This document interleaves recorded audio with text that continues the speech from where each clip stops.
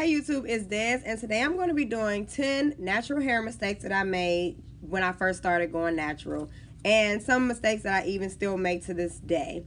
As you guys can see, I have a bun, so this is pretty much my go-to hairstyle. I didn't put any gel on it, and I didn't do much to it at all today. And this is the reason why I kind of came up with this idea, because sometimes I get very frustrated with my hair, and then I kind of was thinking about things that I do when I'm frustrated with my hair and don't really feel like doing anything to it, that kind of got me in a situation now to where, I'm not always confident that my hair is going to turn out this way or that way, or I'm going to have successful wash and go. So I kind of just go to these kind of hairstyles. So the first thing is not detangling my hair. So that was like a main mistake that I made when I first went natural.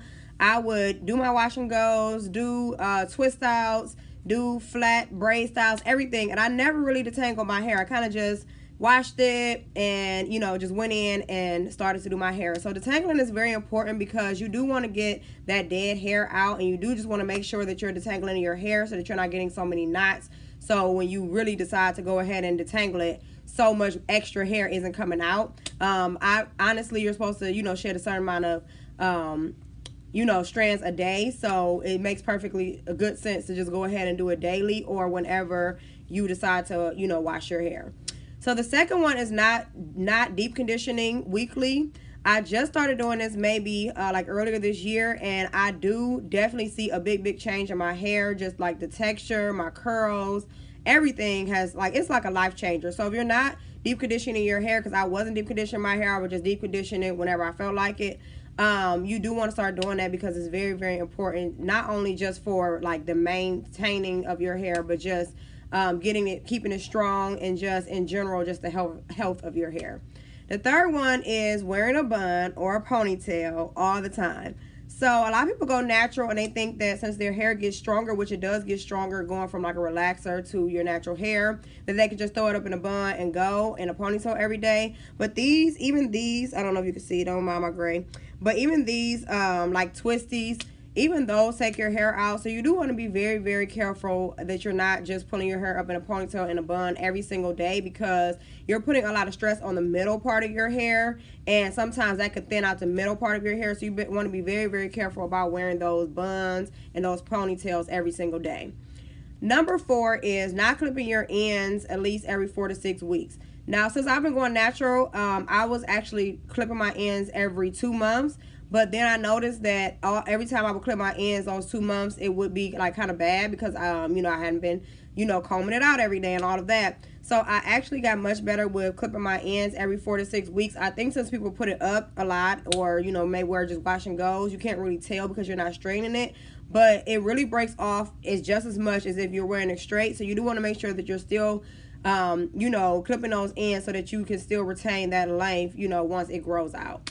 Number 5 is wearing like weaves, like nonstop. I was wearing quick weaves. I was wearing sew-ins. Sew-ins were my go-to like all the time, and I noticed that like over time, like that's not really good, because you do want to give your hair that time to grow and just to breathe. So kind of like using those non-manipulation like styles like for your hair is best, and like just giving your hair time like to adjust to being outside and natural, collecting those natural oils and all of that, instead of like being up under those like wigs and weaves. It really helps.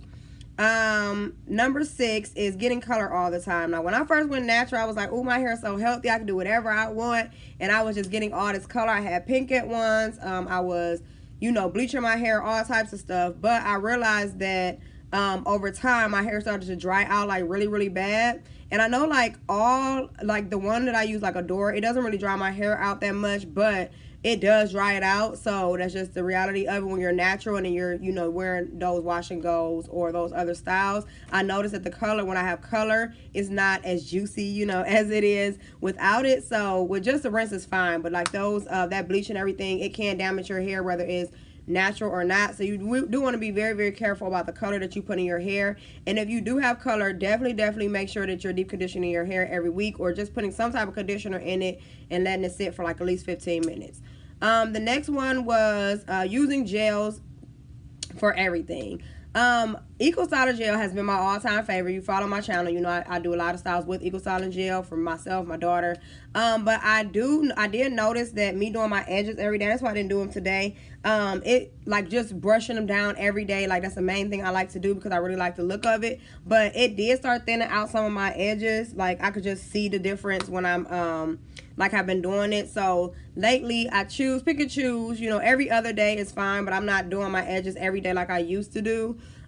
Just so that I can kind of give it a break from being, you know, manipulated and just, you know, slicked and all of that. So be careful about your edges, ladies. Like nobody want to walk around with no bald edges. So just be very, very careful about using the gel on your hair every single day. You know, it's still gel. So some of the gels are hard. The ones that I use, you know, it's not that hard. But some people use hard gels. Just be very, very careful about that, especially with your edges. Number 8 is getting protective styles with braids. Now, crochet, I was addicted to crochet styles. I may actually get a crochet style soon for my proposal pictures, but that's no, you know, here or there. But yeah, like I was really addicted to crochet styles for a very long time. And even with those, it's the braiding, like having your hair braided down like that consistently for those long periods of time.